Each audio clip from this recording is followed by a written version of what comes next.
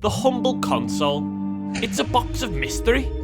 Still to this day, I can't figure out how they fit all those people inside that tiny little box. It's magic. Well, it was. I remember a time where you couldn't wait to see the next-gen console to see what new crazy thing they've added. It felt like every time they'd hit you with some big new feature that would change the entire gaming landscape. Like, just look at the move from 2D to 3D. How crazy was that? A whole third dimension? We don't even have that. Lately, it just feels like they tack on a gimmick or boast about some big new performance numbers. 6 teraflop GPU, 12 gigabytes of GDDR5 memory, and 326 gigabytes per second of memory bandwidth. Let's see what this monster can do. Oh my god! Kinda like they've just hit a wall where they can't do anything to improve the console. I mean, when you look at the first couple of generations, it went from, oh, look at this line, I can move it round, to, oh wait, I think that's a person, to, holy shit, now those are some tangled titties. Back then, big jumps were normal. Every single generation brought something new to the table. In all honesty, I don't even really need to tell you. You can literally just see the difference. From the first, to the second, to the third, to the fourth, to the fifth, to the sixth, to the seventh, and to the 8th. See that drop off? See where that happened? When you think about major innovations now, it's a bit underwhelming. There was 7 years between the 7th gen consoles and the 8th gen consoles, and there was barely a difference.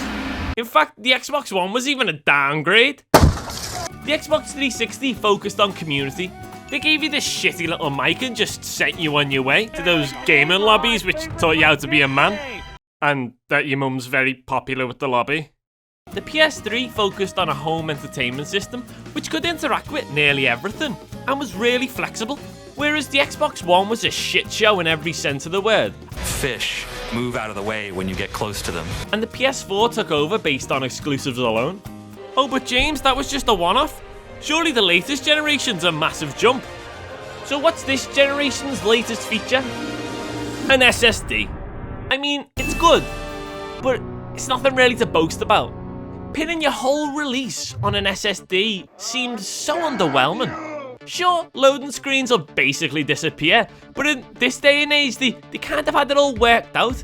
Don't get me wrong, an SSD is nice, but it's not the mind-blowing feature it would have been in, let's say, 2006. If a PS3 had an SSD which worked as it does now, it would have helped out a lot. And I mean a lot. Here for 2 hours. These days, you can buy a 1 terabyte SSD online for £100. That's more than the PS5 even has. It's tiny. You can barely fit Call of Duty on that bad boy. But really, you don't even need that fancy SSD. Any'll do. They keep boasting about all these amazing read and write speeds, but once you get over a certain threshold, it just becomes marginal improvements. Who really cares if my game takes half a second longer to load in? I don't. There seems to be this incremental stagnation where consoles are improving less and less each year. In some cases, it's even gotten worse. They charge you for a subscription to go online when you never really had to in the past, and it's still free on PC. Like, how are they really going to improve consoles in the future?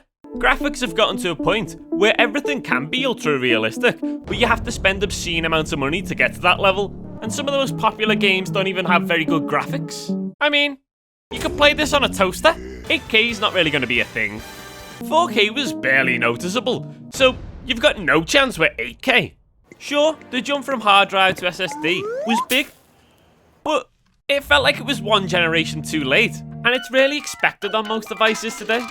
Yes, in the future they will make the SSDs quicker, but as I've already said, you're going to get marginal improvements. It's going to mean less and less every time. This is why I can just see the inevitable end of console gaming. But when I say the end of console gaming, I mean as we know it today, as it is right now. Home gaming isn't going anywhere. It'll stick around, but in a completely different form. Streaming games is the future. It just makes sense. especially when those 6G towers take over the world. Who needs a big bulky console when you can stream games right to your home off a top-spec PC? All you need is an internet connection and a subscription service. It's a little bit like Netflix. Just sit back and chill. Wait, no, that type of chill. It's the most convenient thing in the world. It even works on your smartphone. There goes all those crappy App Store games. It's a win-win. You'll basically have a portable PC in your pocket, waiting to play any high-end game you want on ultra settings. I can't wait. Although, I will wait because Stadia's pretty bad. So I think consoles are going to stay around for a little bit longer. If you can buy one. Beep beep.